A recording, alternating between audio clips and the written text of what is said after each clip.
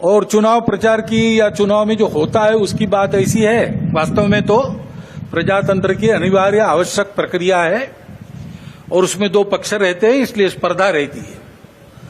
स्पर्धा रहती है तो दूसरे को पीछे करने का, स्वयं को आगे बढ़ाने का काम होता ही है, होना ही चाहिए, परंतु उसमें भी एक मर्यादा है, असत्य का उपयोग नहीं करना। चुने क्यों जा रहे लोग संसद में जाएंगे, बैठकर अपने देश को चलाएंगे, सहमति बनाकर चलाएंगे। हमारे यहां तो परंपरा सहमति बनाकर चलने की है।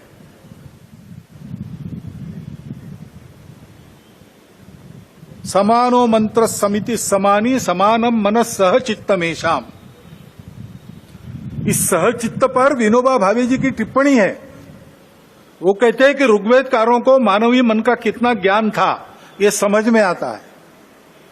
सब जगह उन्होंने सम कहा है, समानो मंत्र समिति समानी समानम मना, लेकिन चित्त के बारे में सम नहीं कहा, क्योंकि प्रत्येक व्यक्ति का चित्त मानस अलग अलग होता ही है और इसलिए 100% मतों का मिलान होना संभव नहीं है।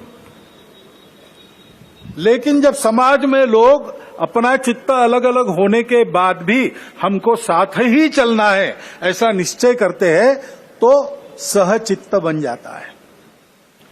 वास्तव में संसद क्यों है और उसमें दो पक्ष क्यों है? इसलिए है कि दोनों पहलू उजागर हो। किसी भी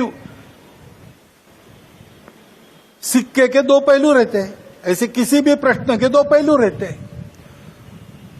एक पक्ष एक पहलू का विचार करता है तो दूसरे पक्ष ने दूसरा पहलू उजागर करना है ताकि जो होना है वो पूर्णतः ठीक हो, सहमति बने, इसलिए संसद बनती है। लेकिन ऐसी सहमति बनना स्पर्धा करके आए लोगों में थोड़ा कठिन भी रहता है और इसलिए हम बहुमति का आसरा लेते हैं। उसके लिए स्पर्धा चलती है। स्पर्धा है, कोई आपस का युद्ध तो है नहीं। जिस प्रकार ये बातें हुई, जिस प्रकार एक दूसरे को लताड़ना हुआ,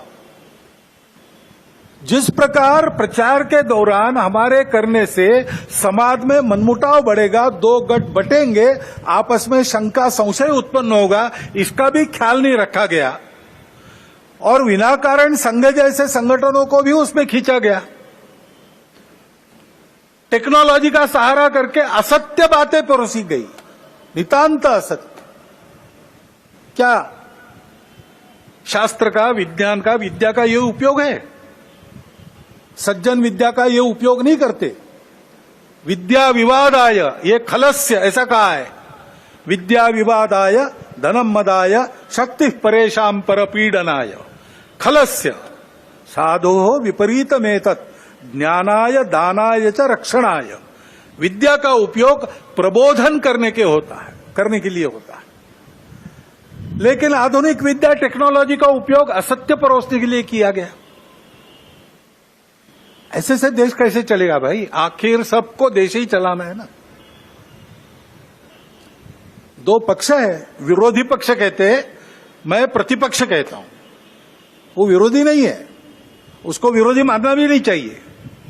वो प्रतिपक्ष है, वो एक पहलू उजागर कर रहा है, उसका भी विचार होना चाहिए। ऐसा जब चलना है तो चुनाव लड़ने में भी एक मर्यादा होती है। उस मर्यादा का पालन नहीं हुआ, क्योंकि उसका पालन होना इसलिए आवश्यक है कि हमारे देश के सामने चुनौतियां समाप्त नहीं हुई।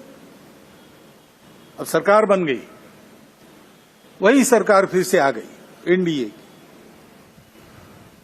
अब ये ठीक है, पिछले 10 वर्षों में बहुत कुछ अच्छा हुआ है। आर्थिक हमारी स्थिति, आधुनिक दुनिया जिन मानकों को मानती है, जिसके आधार पर आर्थिक स्थिति का मापन करती है, उनको लगाए तो हमारी आर्थिक स्थिति बहुत अच्छी हो रही। सामरिक स्थिति हमारी निश्चित रूप से पहले से अधिक अच्छी है। दुनिया भर में हमारे देश की प्रतिष्ठा बढ़ी है। कला क्षेत्र में, क्रीड़ा क्षेत्र में, ज्ञान विज्ञान के क्षेत्र में, संस्कृति के क्षेत्र में हम सब लोग विश्व के सामने आगे बढ़ रहे हैं। हमको धीरे धीरे मानना विश्व के प्रगत देशों ने भी शुरू किया है। लेकिन इसका मतलब ये नहीं है कि हम चुनौतियों से मुक्त हुए। अभी उन बातों से मुक्त होकर जो चुनाव के आवेश में अतिरेक हो गया, उससे मुक्त होकर हमको आने वाली बातों का विचार करना है, समस्याओं से राहत लेनी है।